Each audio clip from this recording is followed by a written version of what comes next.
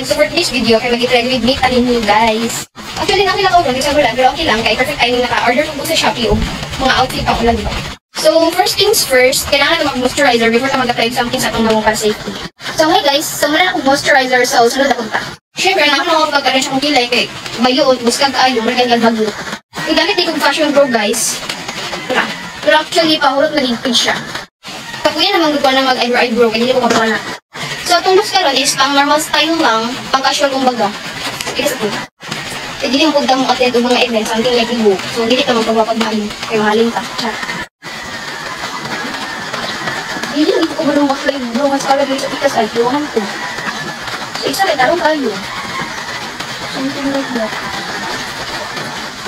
Lagyan na ka guys. Meron ako apply eyebrow mascara. Next is mag-eyeliner. No, isa mag-eyeliner guys. Mag-ano sa ako, mascara. So, kung ginagamit guys is inirangin na nila brand. Abot na magbasa nila Mia, I think. Waterproof is siya guys. Matulanahan ko tapos every time dinaan ko siya sa ako ang silokage. Mataas ko siya balik.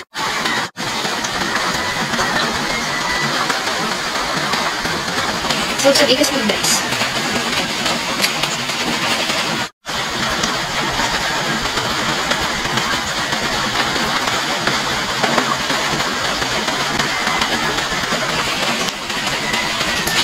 So, mag-add na nag-lip tint, guys. For mga marami siyang nag-lip tint, nakita ka nag-try test yung na naman.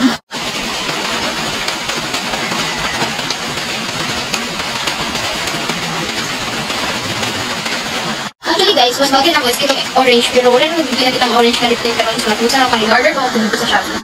Final touch na, guys.